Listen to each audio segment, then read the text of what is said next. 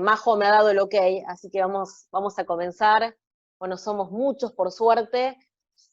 Quiero a todos darles la bienvenida, sé que hay diferentes lugares del país conectados, y bueno, como miembro de la comisión directiva del Foro de Periodismo Argentino, sinceramente para mí es un gusto poder presentar este primer encuentro del ciclo Libros y Periodismo que organiza FOPEA.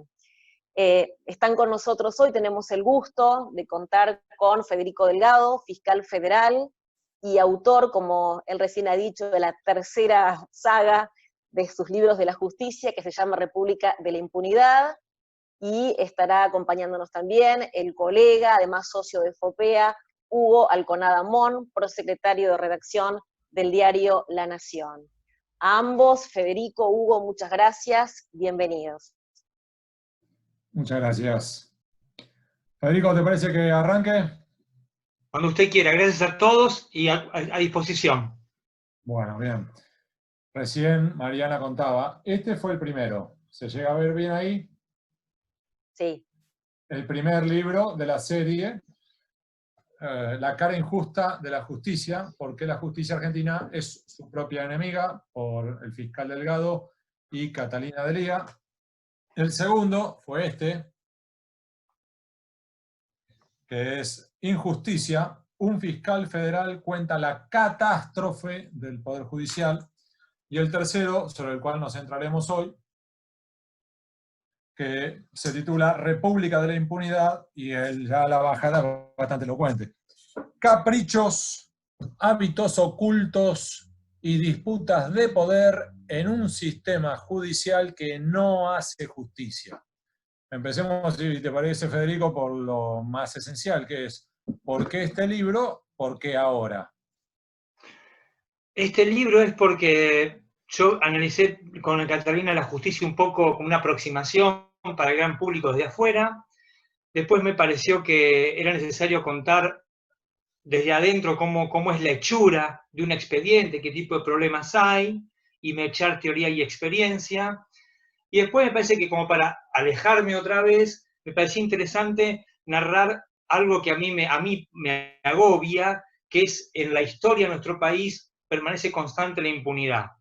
Como la impunidad no cae del cielo, digamos, pero no, nos podemos acostumbrar a vivir como si cayese del cielo, me propuse acercarme mínimamente a los principales vectores que a mí me parece que son interesantes para poder pensar cómo se construye socialmente la impunidad, y en esa construcción de la impunidad, qué rol tiene la justicia, que me parece que tiene un rol muy importante. Y por eso pongo república, porque todos nosotros tenemos sobre nuestras espaldas el deber de crear una república, porque lo dice la Constitución nuestra, el artículo 1, pero nos hemos alejado tanto que nos hemos acostumbrado a esta suerte de impunidad en la que las falcas en general no pagan. Y ahí me parece que se mezcla para discutir un montón de acciones sociales. Las del Estado, obviamente, que son muy importantes, y la justicia sobre todo. Pero me parece que se podía al menos enumerar algunos elementos para pensar. Y esa fue la idea central.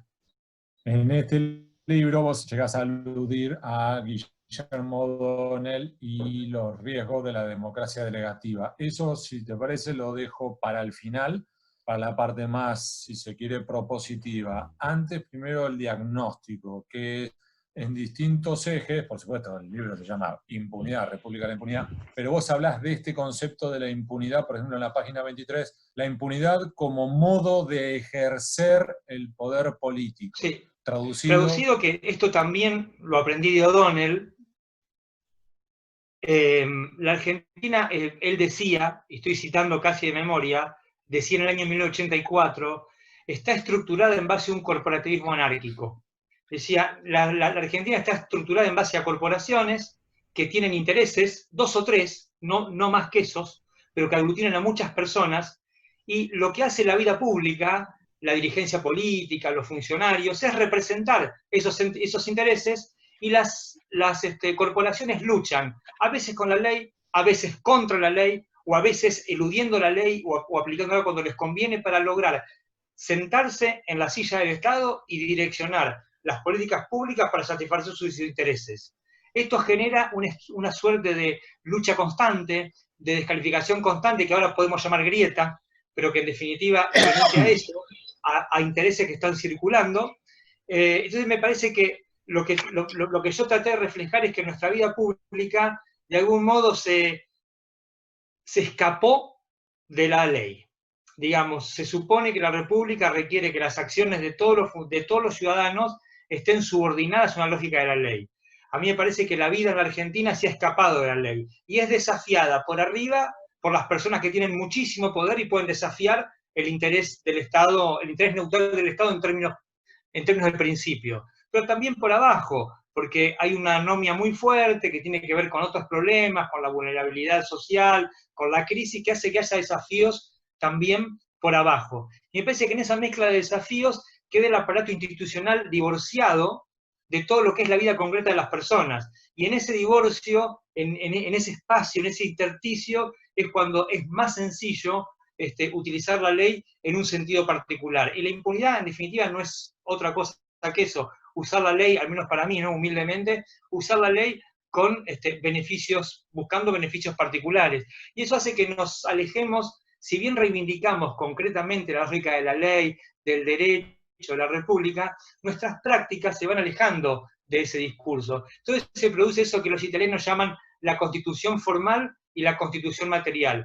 Nuestra vida es muy diferente de lo que las leyes dicen que debería ser, y entonces me parece que ahí es donde la estructura institucional, los jueces, los fiscales, los legisladores, quedan despojados de todo componente ético y se transforman en herramientas que pueden ser utilizadas por el que puede. Entonces, si yo llego al gobierno, uso esa herramienta para mí, mi perspectiva, pero llega mi adversario porque representa otro interés corporativo y absolutamente, y en ese momento que llegó, pega un volantazo y lo que hasta ayer era legal, mañana va a pasar a ser ilegal. Me parece que en ese movimiento estamos y que la impunidad se construye en ese esquema macro. Al interior de eso me parece que hay muchísimas cosas, yo enumeré algunas, me concentré en lo que a mí me obsesiona de verdad, vos con Hugo lo hemos hablado en otras oportunidades, a mí me obsesiona muchísimo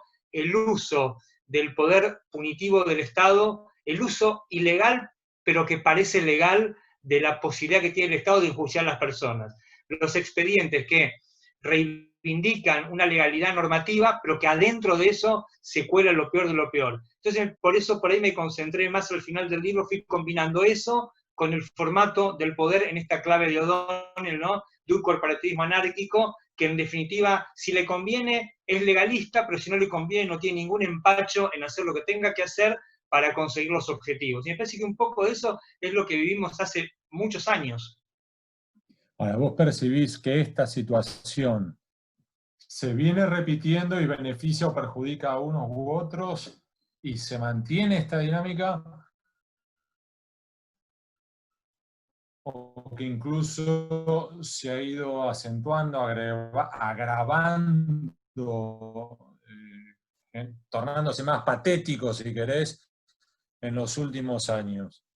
Sí, yo creo que cada vez, creo que el tobogán es cada vez más pronunciado, creo que cada transición de gobierno a gobierno nos revela estas patologías de manera mucho más aguda, mucho más fuerte, mucho más patética, para usar tu palabra. Ahora, lo que sí me parece constante, que se mantiene constante, es que es este formato del poder, porque es un formato del poder, que nos guste o no es un formato, sí se mantiene incolume, y hay un rasgo que lo distingue, es que sigue siendo muy remunerativo para un pequeño grupo de personas, aunque es muy regresivo para una gran mayoría. Porque esto es lo que decía Durkheim, ¿no? Las cosas, cuando en las sociedades hay algo que, aunque no coincida con el texto de la Constitución, si un formato del poder se mantiene, es por algo. Y es por algo quiere decir que hay algún sector de la sociedad que tiene la posibilidad de extraer de eso algún tipo de ganancia, que no tiene que ser solamente económica, sino que le conviene, que es remunerativo en sentido amplio, pese a que eso se mantiene constante. Lo que me parece que la lucha es cada vez se aleja más del formato de la ley. Y lo puedo contar con un ejemplo. Cuando yo entré a tribunales, me acuerdo que, viste que en los pasillos de tribunales, vos que los conocés bien, en los pasillos se dicen mucho más cosas que en los expedientes. Uno escucha cosas que si tiene o desarrolla la habilidad de registrarlas y después componerlas, por ejemplo, cuando uno está corriendo, puede componerlas, logra sacar juicios que son mucho más certeros, pero que no se pueden probar, entonces no se pueden escribir, pero uno más o menos puede conversar. Y uno recuerda que la justicia, un sector de la justicia federal, veía con buenos ojos en un momento hacerse el tonto para no sancionar algunos delitos que había que sancionar. Después ya vimos que ese hacerse el tonto se transformó en que además de eso se podía ganar plata. Y eso ese hacerse el tonto se podía vender. Entonces pasamos a una instancia a vender. Ahora también después nos dimos cuenta que así como uno se puede hacer el tonto, puede usar el mismo poder para inventar historias y a lo mejor amagar y algún tipo hacerle perder a una elección. Yo siempre me acuerdo de Enrique Olivera, que parece un caso que quedó injustamente olvidado en el tiempo. Para los que no recuerdan, Enrique Olivera competía creo que por el espacio de Lita Carrió, con amplias chances de ganar una elección en la capital federal, y un minuto antes de la veda entró una denuncia que después se comprobó que era trucha ante la Oficina Anticorrupción, cuando él ya no podía defenderse porque había veda, que lo ponía en un lugar muy feo, creo que era como un lavador de dinero. Yo creo que afirmando que tenía una cuenta bancaria en Suiza, supongo, un paraíso fiscal, no me acuerdo cuál. Creo algo así. Enrique Olivera, que a mí me pareció un caballero, nunca lo conocí, me pareció un caballero, un tipo de esos que uno diría, nunca. Bueno, pero me parece que fue un primer paso. Y después ya, lo que después hemos visto con el paso de los años, que es directamente el expediente trucho, el expediente... No, yo no me refiero tanto a la causa armada como... A mí me preocupa creo que es la causa armada me parece que es una un hiperdespiste del sistema. Sí me preocupa como un paso en esta gradación que decía de hacerse el tonto, cobrar, y después usar eso para perseguir, el tema de la edición de los hechos, ¿no? Que los que, como Hugo, estudiamos abogacía, en las facultades se enseña muy poco un aspecto de la filosofía del derecho que tiene que ver con respetar qué es el hecho que hay que discutir.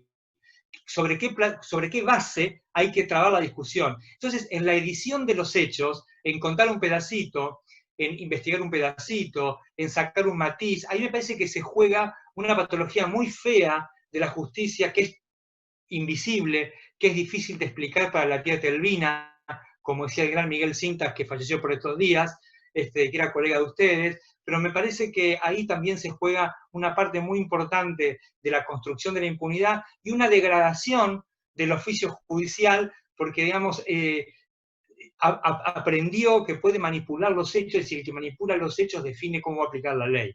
Entonces me parece que para responder tu pregunta, cierro con que es un tobogán, el tobogán es cada vez peor y que los vicios son cada vez más intensos para mancillar el buen nombre de las personas, el honor, el patrimonio, la libertad, es decir, nuestros derechos humanos básicos.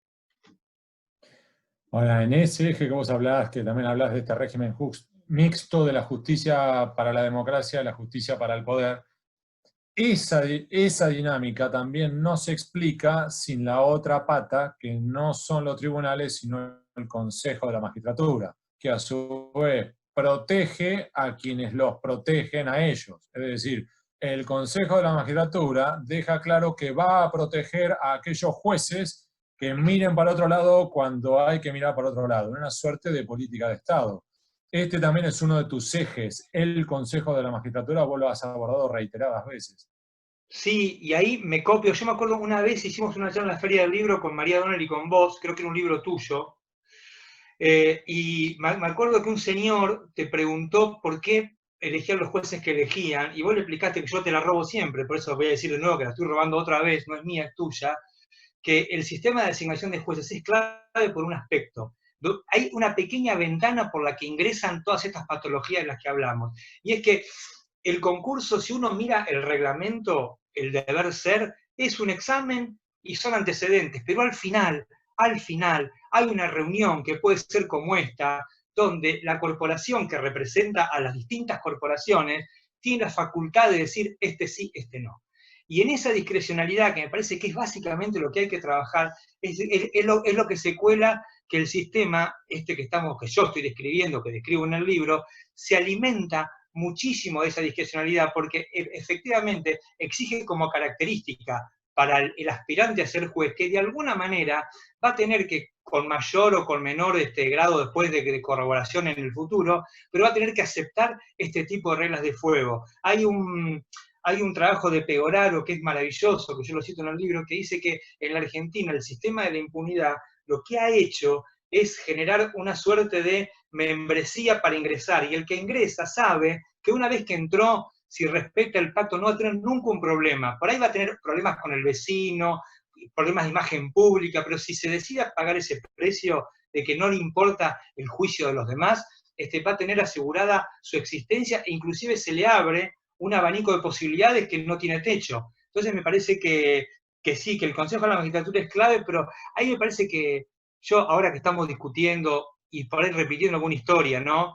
Que creamos juzgados, ponemos jueces, y que se está discutiendo cosas que ya hemos discutido en otra oportunidad. Hay un rasgo característico en todos los que hablan de la reforma, los que hablan a favor y los que hablan en contra. Ninguno incluye la dimensión ética de los asuntos públicos. Es como que todo fuese una cuestión de reglas, de reglamentos, de combinaciones de normas, pero digamos, en definitiva, cuando son asuntos públicos, hay una dimensión ética que es innegable, porque con las leyes se puede hacer cualquier cosa, pero porque reclaman siempre la complicidad estructural del operador. Si el operador no es leal con la ley puede mostrar el sistema para elegir jueces de Finlandia, de Noruega, del que quieran, pero si lo vamos a trabajar con la moral nuestra, me parece que ahí hay un problema.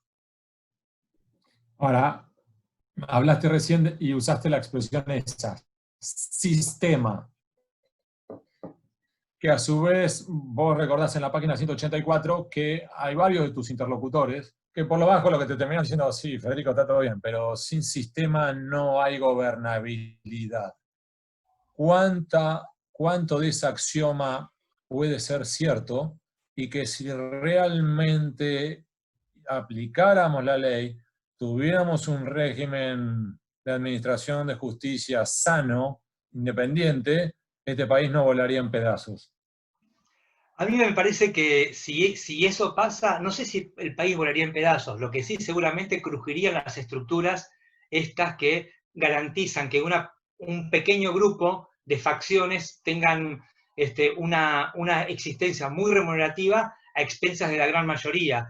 Pero me parece que incluso uno siempre piensa esa tensión entre el ser y el deber ser, ¿cómo hacer para cambiar esto? Y si uno se pone a pensar palabras tan obvias, tan viejas, que mi mamá me repetía cuando yo era chiquito, y me la repite todavía, como franqueza, como hacer el bien, como ética, digamos, me parece que el problema que tiene el sistema judicial, más que nada, es un problema moral. Y después lo que debería tener son incentivos institucionales para que, digamos, como decía Maquiavelo, ¿no? Para reforzar esa moralidad media que requiere la vida de una república. Pero hay un problema que es moral, y que es tan grave que se ha naturalizado esto que decimos, bueno, es el sistema, ¿qué es lo que te lo dicen por lo bajo? Es el sistema, sin gobernabilidad no se puede trabajar, y vos qué querés. Entonces me parece que en definitiva hay un problema que yo veo que persiste, porque lo vemos que cada cambio de gobierno hay uno de los primeros intentos, el primero, el segundo, el tercero, el cuarto, es hacer una reforma judicial. Es un factor común en todos los gobiernos. Y digamos, si pensemos bien y pensemos que todos están habitados por la buena fe y por la genuina preocupación de cambiar el sistema judicial, porque la verdad que sin un sistema que dirima qué está prohibido, qué está permitido, es jorobado que un empresario invierta 400 millones de dólares, y es jorobado que un tipo que no tiene trabajo pueda poner un plan social sin el puntero. Digamos, impacta en los dos lados. Entonces, vamos a creer que todos los intentos son genuinos, que todo el mundo quiere cambiar para bien el sistema judicial, para acercarlo a la Constitución.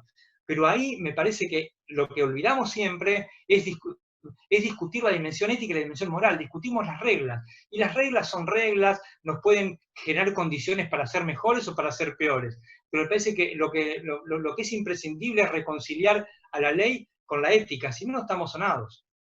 Ahora van 2 veces que hablas de ética, y déjame hacer una digresión, que es Weber, ética de la responsabilidad, ética de la convicción. Vos mismo, ¿hasta qué punto has decidido el quedarte en el Poder Judicial por la ética de la responsabilidad para tratar de cambiar de algo desde adentro? y al mismo tiempo hasta dónde no te has sentido, si querés, como un tonto, si querés, o como un idiota útil para los intereses de aquel otro que por ahí, en base a tu trabajo, va a terminar negociando por atrás, no necesariamente dinero, pero sí a su vez una componente, un cargo para la mujer, un cargo para un hijo, un cargo para lo que sea, o un ascenso para sí. Sí, no, claro, esa tensión vive conmigo. Y además soy consciente de eso, incluso como siempre pasa en tribunales, más de alguno te lo dice por lo bajo en algún momento de mucha tensión o de mucho estrés, te lo dicen. Ahora, a mí me parece que y ahí me parece que a uno ahí a mí por lo menos lo que me mata es que en el fondo cuando uno combina las dos éticas, ¿no? Esa ética que está guiada por lo que uno cree y la otra ética que dice, bueno, pero hay que ir mirando el contexto, porque uno también, si uno se guía solo por lo que cree, puede terminar parando un tren con el pecho, digamos, que es un poco la invitación que nos hace Weber. En mí es más fuerte, digamos, mientras trabaja en el Estado, me parece que parte del trabajo que tenemos, sobre todo los fiscales más que los jueces, que tenemos la carga de ser abogados de la gente. Digamos, el fiscal es un abogado de la gente, simplemente, que no puede llevar casos particulares, tiene que llevar casos del público, pero es un abogado de la gente. A mí me parece que mientras mientras yo trabaje de eso, no tengo otra alternativa que seguir peleando y sobre todo explicarlo, porque ya aprendí también con los años que lo que muchas veces se pierde en un expediente, la verdad que no llega a un expediente, a lo mejor haciendo docencia, explicando, genera algún tipo de cortafuegos, algún tipo de anticuerpo, que quizá puede despertar el germen en alguien que en algún momento puede elaborar una política pública sobre ese tema. Me parece que es casi una elección, es bastante irracional, como casi todas mis elecciones, por lo menos. Es como en el tenis, ¿no? ¿Tiro o no tiro? ¿Por qué tiré? Lo sentí. Se fue. Avancemos por ese camino. Entonces, pasamos a lo propositivo. Y te voy a hacer dos preguntas, pero entro por la inicial centrada en el libro, página 221. Vos hablas de una noticia estimulante, así es como la calificás, el que Alberto Fernández haya enunciado, tanto al asumir como presidente como también en la apertura de las sesiones del Congreso, la necesidad de limpiar todo este sistema judicial y de mejorarlo. A la luz, y ahora ya te entro, en la parte propositiva y a su vez de diagnóstico sobre este punto puntual. ¿Cuán sano, cuán bueno, cuánto alcanza con lo que propuso ahora el gobierno? ¿Qué es lo que le falta en línea con esto que decís de la pata ética moral? A mí me parece que la primera decisión, a mí el discurso me gustó mucho el que hizo el 10 de diciembre y el 1 de marzo, porque me parece que resumía un poco el diagnóstico de lo que nos pasa. La primera decisión que pasó un poco desapercibida, pero que a mí como operador de la justicia la valoro mucho, es una decisión de Cristina Camaño, interventora de la AFI, que es cortar que los servicios de inteligencia puedan colaborar con los jueces o los fiscales en las investigaciones. ¿Y por qué?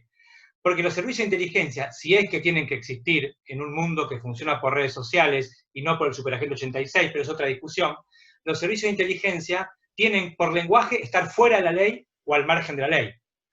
Claro, cuando un juez los convocaba para trabajar en una investigación cuyo lenguaje es la ley, era como pedirle a un pizzero que trabaje de mecánico. No podía salir bien nunca. Aun cuando las personas tuviesen la mejor buena fe, no podía salir bien nunca, porque las personas están preparadas para otra cosa. Pero lo que pasa es que en esa pequeña disposición, en esa chance formal de convocar a la agencia de inteligencia para que haga de policía, ahí por ese pequeño pasillo se colaba lo peor que se pudo colar en muchos años, digo de la AMIA para adelante, para no fraccionar lo que no se puede fraccionar. Porque esto ha sido siempre, todos los gobiernos han tenido problemas con los servicios. Entonces me parece muy sano, eso me pareció muy sano. Después, la reforma que estamos viendo ahora, yo diría dos cosas. Uno podría pensarlo como una afuera y una adentro. Lo que están haciendo es tratar de, el proyecto básicamente es reorganizar la relación de las personas y las empresas con el Estado en materia de delitos penales y en discusiones de dinero, digamos, porque es básicamente eso, se fusionan dos fueros donde se discute el dinero, los contratos entre el Estado y los particulares, empresas o personas físicas, y se reorganiza la cuestión de la división del trabajo, digamos así, en materia penal. Si el fin de eso era licuar el poder de Comodoro Pi y licuar el poder del fuero contencioso administrativo, en principio eso está resuelto porque en vez de ser pocos jueces van a ser muchos. Ahora, ojo, a mí me parece que eso está lejos de solucionar un problema y hasta lo puede agravar. Porque yo siento que los problemas de la justicia se ven mucho en Comodoro Pi, pero son básicamente los mismos. Un juicio laboral dura 10 años entre un empleado de una pyme que fue, o de una empresa grande que fue echado anómalamente. Un accidente de tránsito dura 15 y una quiebra dura 20. O sea que ahí hay problemas que son constantes en todos lados. Yo creo que si lo que hacemos es ampliar los actores, lo que estamos haciendo es reduciendo, seguramente eliminamos alguna conjura, por decirlo en idioma maquiaveliano, pero me parece que estamos reproduciendo el problema. Lo que creo que esta reforma, salga como salga, que va a diseñar el afuera, necesita necesariamente discutir un adentro. Y el adentro es una discusión que creo que no la puede hacer solamente ni la Cámara de Diputados, ni la Cámara de Senadores, ni Alberto Fernández, ni Mauricio Macri, ni nadie, porque ahí me parece que eso requiere la complicidad estructural de todos los actores del sistema judicial en sentido amplio, empezando por la Corte Suprema y por el Ministerio Público Fiscal, que ahí me parece que hay un enorme trabajo por hacer, digamos, muchos de ustedes cubren tribunales y saben lo difícil que es agarrar a un juez o un fiscal, o que cuando le preguntás algo sepa de qué está hablando, o a veces cuando se le preguntan cuestiones que son técnicamente complejas, a veces muchas veces los periodistas les explican a los funcionarios qué es en realidad, cuál es la complejidad del tema que tienen en sus manos. Creo que hay que trabajar mucho en preparación, en recuperar la noción del servicio público y sobre todo en incentivos institucionales para que los chicos que empiezan tengan un horizonte normativo tal que sepan que si quieren ser honrados con el cargo de juez, está este camino y que si lo siguen es probable que lleguen, pero esto quiere decir evitar el amigo, la cuñada, el novio, las designaciones que son por la ventana, en fin, un montón de cosas que no los quiero aburrir, pero que me parece que hay que trabajar puertas adentro y que ninguna reforma judicial exterior como esta, por mejor que sea, aunque la haga un rabino, un papa y no sé, algún pastor, nunca va a tener el efecto deseado porque las leyes son eso, son leyes, son pautas de comportamiento, pese que adentro de la justicia es donde se juega la suerte de cualquier intento. Pero ¿está el consenso dentro del Poder Judicial para impulsar esto? O por el contrario, si vos llegás a hacer este comentario, por ejemplo, desde el Consejo de la Magistratura o de la Corte Suprema o la Asociación de Magistrados, te hacen doble montoncito como diciendo, ¿de qué estás hablando, loco? Sí, no, yo no soy muy popular cuando se habla de estos temas. Me parece que no, claramente que no están, o sea, me parece que yo le diría en dos. Si uno habla con los laburantes, los que están hartos, obviamente hay una inmensa mayoría que está de acuerdo con lo que yo digo, pero es probable que no tengan voz o no tengan capacidad decisoria. Por eso digo, me parece muy interesante en organismos jerárquicos como son el Ministerio Público y la Corte Suprema, son estructuras muy jerárquicas, son muy verticales, el peso de los ejemplos es muy importante. Me parece que estas aperturas tienen que iniciarse al revés, no de abajo hacia arriba, sino de arriba hacia abajo. Parece que hasta que no esté eso, yo creo que el discurso que hizo Rosenkrantz, no sé si fue el año pasado, que cuando reconoció, cuando inauguró el año judicial diciendo que la justicia estaba en crisis sí. y que los jueces carecían de credibilidad, me pareció muy importante, porque el que lo decía era el presidente de la Corte. Entonces, en tanto diagnóstico, es saludable, es estimulante. Ahora, eso, claro, después tiene toda una lucha interna que es por hacerlo efectivo. A mí me parece que hay que trabajar mucho en el aspecto interno del sistema judicial. ¿Y hasta dónde la presión externa, y no estoy hablando de las corporaciones, sino de la ciudadanía, puede ayudar a influir en esto? Vos hablás en el libro de, justamente, democracia delegativa, riesgo de la democracia delegativa, Guillermo Modone. Hasta hace un tiempo, a mí me parece que el sistema desarrolló patologías para surfear esas presiones. Yo digo, hace 10 años, a ver, recordemos juntos, cuando fue el escándalo de sobornos en el Senado, todos los jueces que de alguna manera tomaron decisiones controvertidas perdieron el cargo. Para poner un caso que todo el mundo puede más o menos manejar. El juez Liporazzi, y los que no lo perdieron salieron todos lastimados, y algunos que tenían muy buen nombre perdieron una parte de buen nombre por más o menos por no ir a buscar lo que tenían que buscar. Eso, pero me parece que el sistema se comprendió también esto que para mí es terrible, que es la cuestión de la edición de los hechos.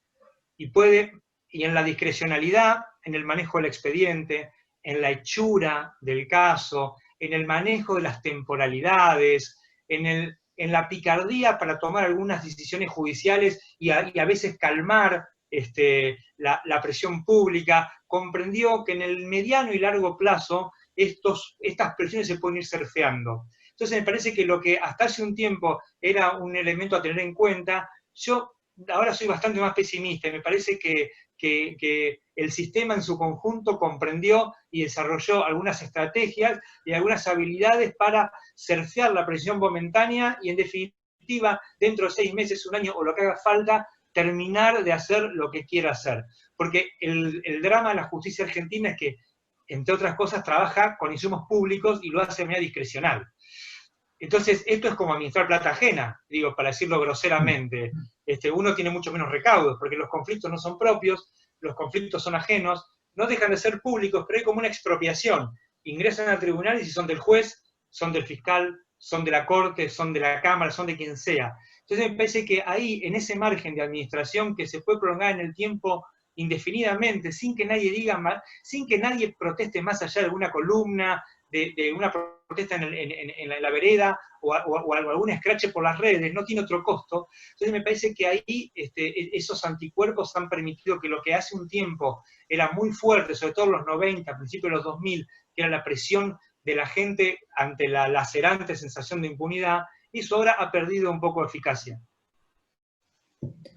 Sí, y además lo último, y ya abrimos a las preguntas, ¿no? Que es, hay algunos jueces o fiscales que han servido de pararrayos por personalidad, por alto perfil, que terminan beneficiando a muchos otros jugadores que a menudo son mucho más pesados, mucho más complicados, pero que prefieren seguir nadando por debajo de los radares. Entonces hay operadores en el pueblo contencioso administrativo federal, que claro, es menos sexy, si se quiere, de la perspectiva periodística, pero que en términos de políticas públicas es fundamental. Y esos pasan por debajo de los radares, dale, y vienen haciendo macanas hace décadas. De todos modos, para cerrar, última pregunta mía, antes de abrir a las preguntas de todos, que va a estar coordinándolo Mariana, que es, ¿hay alguna pregunta que no te hice, Federico, y te gustaría abordar?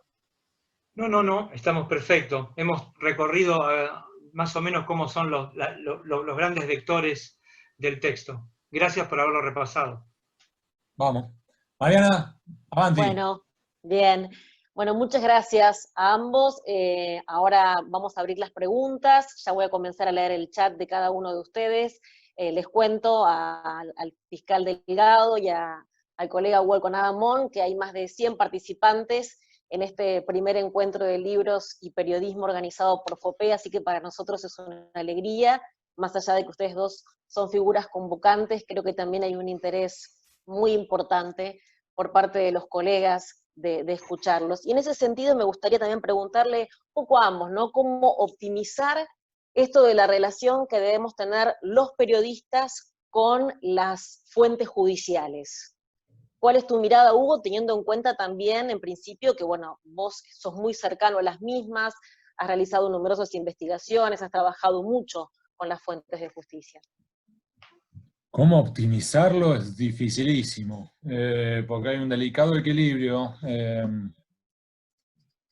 Porque por un lado tenés que mantener una buena relación para obtener algunos datos, y por otro lado hay algunos funcionarios que son por lo menos polémicos en algunas decisiones que toman. No entro en la parte personal, sino en la parte de trabajo. Y entonces a menudo tenés que ir manejándote con un equilibrio inestable entre exponer algunas de las cuestiones reprochables que han hecho y por otro lado obtener la información que por ahí es una pieza en un rompecabezas que te permite avanzar en una investigación más amplia. En mi caso yo tengo una ventaja, que es que no cubro Comodoro Pi o Poder Judicial en general en el día a día. Eso me permite entrar, armar despelote, buscar lo que yo quiero y retirarme, y por ahí que pase un mes y mientras que me están puteando yo estoy en otro mundo, y para cuando vuelvo ya la bronca bajó un poco. Pero es un muy delicado equilibrio, porque incluso en línea con lo que antes le preguntaba a Federico, en más de una ocasión nosotros periodistas terminamos siendo instrumentos para jugadas de los operadores, de los actores judiciales. Y no estoy hablando de nosotros como cómplices, que también puede ocurrir, sino hasta incluso como víctimas. Es decir, por ejemplo, te pasan, te entregan la copia de un procesamiento. Y hay ocasiones en las cuales la sensación que te da es que si eso no es algo mucho más pesado y que en realidad te están utilizando para una dinámica, no sé si de extorsión o algo similar. Entonces, como que hay un ida y vuelta en hasta dónde llegar. Federico. Sí, yo comparto, y ahí me parece que yo tengo una sola idea con respecto a eso, que y aunque quedo en minoría, se las quiero contar, que a mí me parece que hay una tragedia ahí que nosotros, los judiciales, tenemos información que es pública y la podemos administrar con plena discrecionalidad. Y hay personas que son buenas, buena gente, y dicen lo que pueden decir universalmente a todo el mundo, pero hay otros que no. Entonces yo, por ejemplo, tengo lo que decía Hugo, una declaración que despierta interés público. Pongo un ejemplo. Yo, un triste fiscal de primera instancia, la tengo yo, y tengo un montón de personas que están trabajando porque los mandan sus medios a cubrir eso, y todos quieren saber algo porque sus editores les dicen, che, averiguá, averiguá, averiguá. Yo primero puedo hacer 2 o 3 cosas. La primera es divertirme y hablar con uno, no hablar con otro, y generar ahí una cosa muy compleja de convivencia, pero también puedo contar una parte, contar lo que me conviene, contar una mentira, tergiversar, editar. Irónicamente, yo, un triste fiscal de primera instancia, por una semana, 10 días, puedo llegar a manejar literalmente la línea editorial de ese tema, de La Nación o de Clarín. Digo, porque puede pasar, soy la única fuente, soy el que tiene acceso y la administro como quiero. A partir de ahí se pueden pasar un montón de situaciones donde hay hijos entenados, inocentes o con lo que fuere, las que se pueden imaginar. A mí me parece que ahí la justicia lo que podría hacer es sincerar. Sincerar y primero reconocer la presencia de los medios masivos de comunicación como un actor central de la vida pública, cosa que aunque parezca mentira no pasa, reconocerlo formalmente, y después organizar la información. Como la información es pública, para mí, los funcionarios, nosotros, tenemos que tener la posibilidad de hablar siempre, pero on the record. Y el off the record, dejárselo a un funcionario específico, 1 o 2, los que sean, que concentren la información y que la distribuyan democráticamente y horizontalmente en todos los medios. Porque, digamos, lo que pasa todo el tiempo, o casi todo el tiempo, es que con los expedientes más sensibles, la información mientras se construye el dato y después llega a la gran sociedad a través de la mediación de los diarios, de la TV, de lo que fuere, muchas veces la única víctima de eso es la verdad, porque en la justicia se trabaja de manera muy discrecional con información que es pública. Y eso me parece que hay que cambiarlo, y no se me ocurre otra manera de cambiarlo que distribuirlo de manera organizada, universalmente y democráticamente, y si un juez o el fiscal quiere decir algo, me parece perfecto que lo diga, pero que lo diga con nombre y apellido, porque si no, yo las cosas que he visto, las que he sufrido, y las que no vi pero me enteré, siempre son cuestiones que me parecen difíciles de resolver, y que no se me ocurre otra manera que cortarlas así radicalmente. Pero es solamente una opinión. Bien, aquí tengo una pregunta de Plinio López. Dice, ¿cómo se hace para que la justicia no se acomode al poder político de turno? La justicia se acomoda al poder político porque puede. Lo primero es porque puede.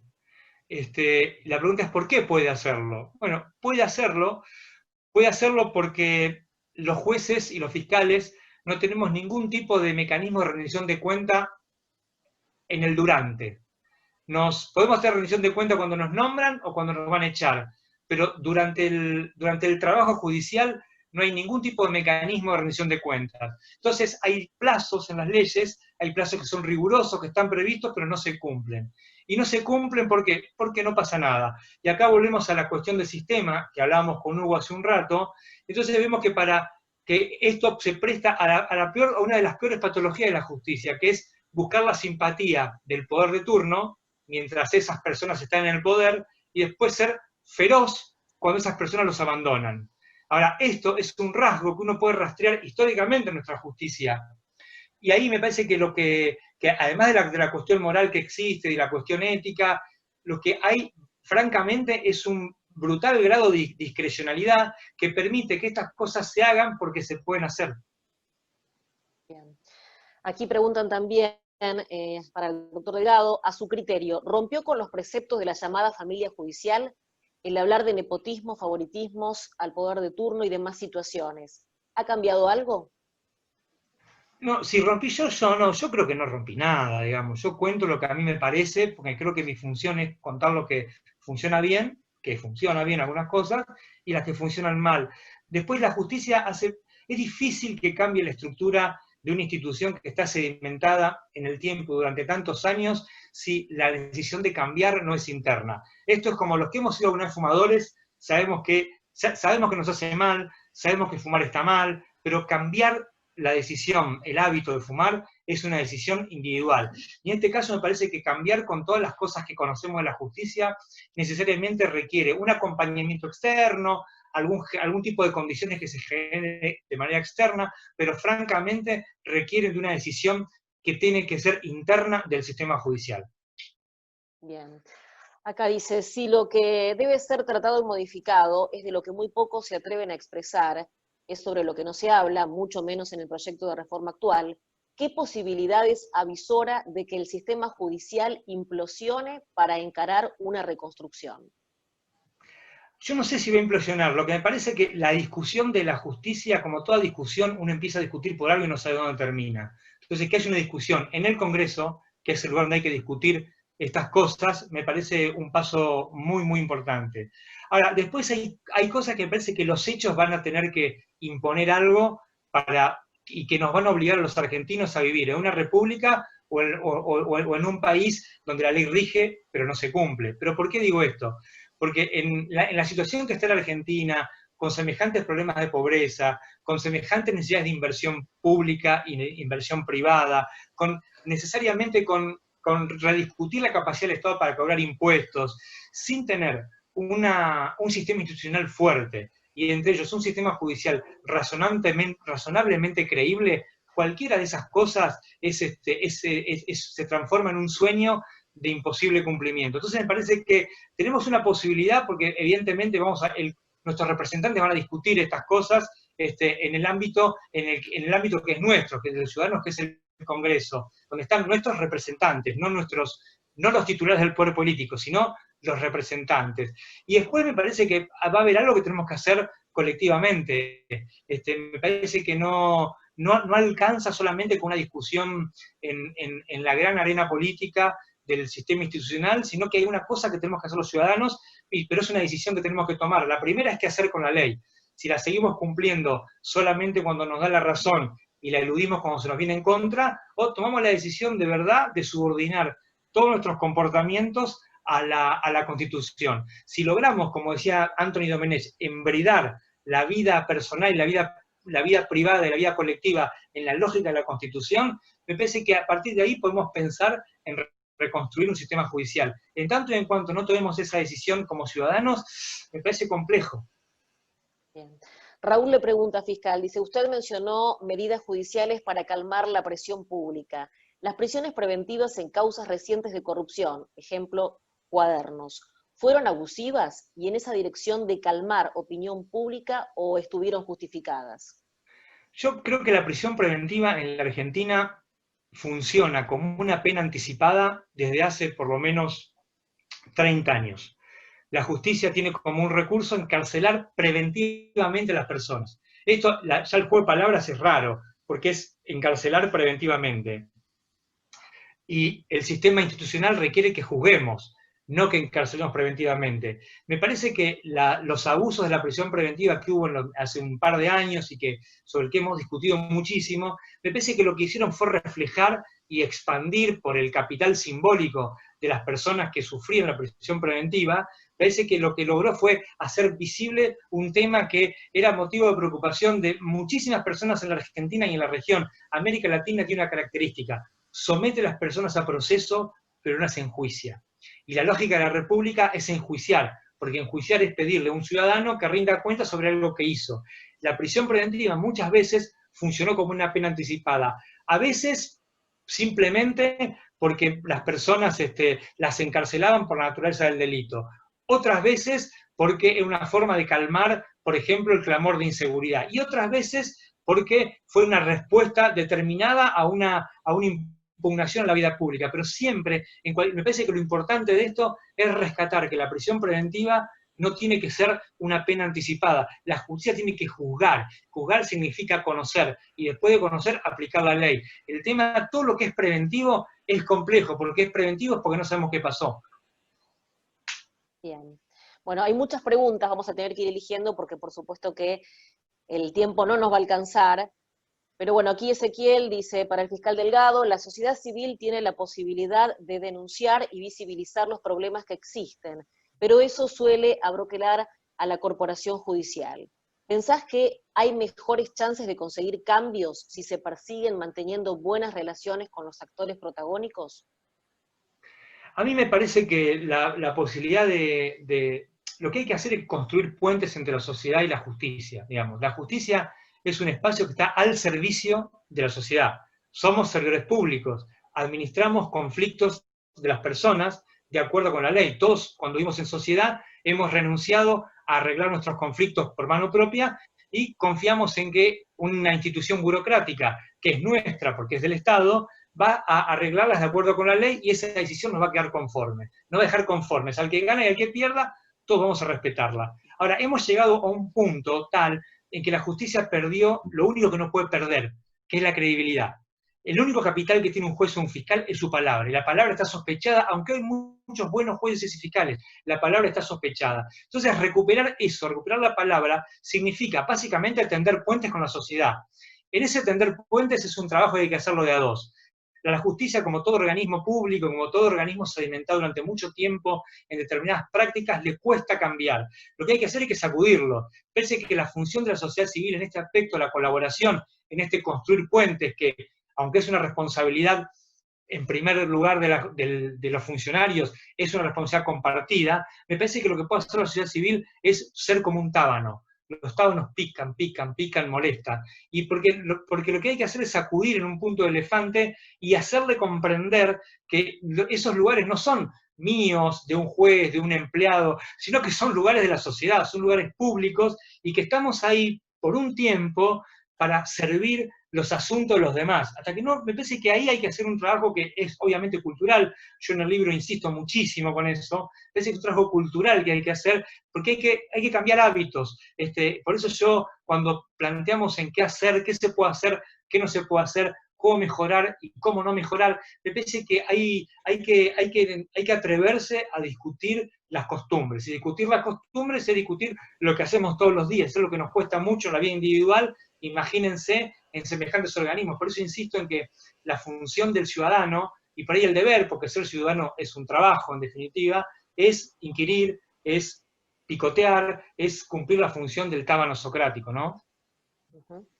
Bueno, José Borotti pregunta, ¿cómo juegan los temas de distribución presupuestaria en el desarrollo de las actividades de la justicia? ¿Podrían incidir en la inclusión de la mencionada dimensión ética en los asuntos públicos? Sí, a mí me parece que la cuestión, no soy un experto en cuestión presupuestaria, pero en la justicia la verdad que podría racionalizar o debería racionalizar cómo invierte su presupuesto. Digamos, ahora lo que ha hecho esta pandemia es que es una especie de fantasma que recorre el mundo y nos muestra las cosas tal como son, ha dejado muchas cosas al desnudo, y nos ha mostrado lo que es el Estado realmente existente y en particular la justicia realmente existente. Entonces vemos que por ahí, no, así como tenemos un montón de cosas, un montón de máquinas para hacer fotocopias, un montón de choferes, un montón de autos a disposición de algunos magistrados, de golpe no tenemos Wi-Fi. Y ahora nos dimos cuenta la importancia que tiene que un edificio haya un buen sistema de Wi-Fi. Entonces me parece que la dimensión presupuestaria lo que invita es a repensar y a racionalizar cómo se administran los recursos que obviamente en un país de las características como el nuestro van a ser magros por mucho tiempo, me parece a mí. Bien, perfecto. Bueno, Raúl dice, para el fiscal Delgado y también para Hugo, ¿conocen si existen en otros sistemas judiciales instancias para que los magistrados rindan cuentas de sus actos u omisiones? Y da como ejemplo Menem absuelto en causa de venta de armas por no haber condena firme durante 23 años. Se pregunta, ¿quién responde ante la sociedad por eso? Hugo, ¿querés empezar?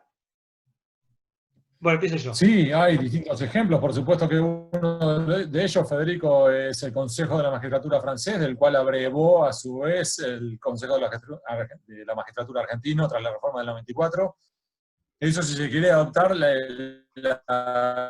dinámica de un Consejo de la Magistratura. Después tenemos otras variantes como en Suiza, la Confederación Helvética, o si no, los viejos para poder remover a un funcionario judicial o a un juez. Ahora, aquí el punto es lo que mencionaba antes Federico. El sistema está armado de un modo en el cual, hasta cierto punto, hay una política de Estado que es protegemos a quienes nos protegen. La clase política protegerá a los funcionarios judiciales que a su vez los protejan a ellos. De otro modo, y perdón si esto incomoda a alguno, pero Norberto Yarvide, y lo menciona él porque si se quiere es uno de los casos más visibles, pero que en definitiva Norberto Yarvide haya sido juez federal durante 2 décadas sin que fuera realmente molestado. Sí, tuvo denuncias ante el Consejo de Magistratura, pero para que quede claro, cuando incluso no podía justificar con sus ingresos, sus gastos por tarjeta de cual, aquí sí tenemos un dilema, un serio problema, que es qué vamos a hacer con el Consejo de la Magistratura. Y quien hacía la pregunta aludía a cuando se trata de una destitución, remoción. Pero también pasa por el lado de cuando se los nombra, Federico hablaba antes, tener los antecedentes, tener los exámenes, sí, y todo eso con puntaje, fenómeno, pero el punto clave es cuando se trata de la entrevista, que es tan subjetivo que yo puedo agarrar y decir, hoy Federico no me convenció.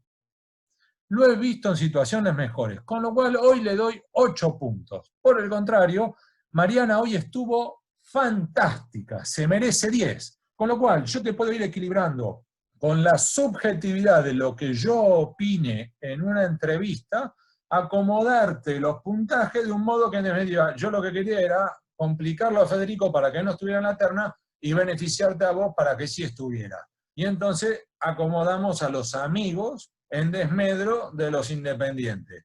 Entonces, tanto para la selección de magistrados como para la destitución, tenemos serios problemas. Bien. Federico, ¿querés agregar? Poco que agregar, básicamente ejemplos sobran. Hay un problema de diseño institucional que atraviesa todo el Estado argentino. Sí. La justicia no escapa a esa matriz de diseño, que es una cuestión, es una decisión política, pero que me parece que yo lo que no veo es que haya proyectos de políticas públicas que se inscriban en esa matriz, ¿no? En la matriz de discutir el diseño interno del sistema institucional, no tanto lo que es el diseño externo, digamos. Podemos tener miles de ministerios, miles de jueces, miles de fiscales, pero no discutimos el funcionamiento interno, cómo es el diseño de eso. Y es una dimensión muy importante, estoy de acuerdo. Bien. Bueno, vamos a hacer la última pregunta porque no hay demasiado tiempo, así que voy a elegir en esta línea, si me dejas agregar algo, sí, cómo no. Lo que a su vez, simplemente para agregar a lo que decía Federico como un ejemplo, si se quiere, notable. Desde 1947, la Corte Suprema cambiaron o a sus integrantes.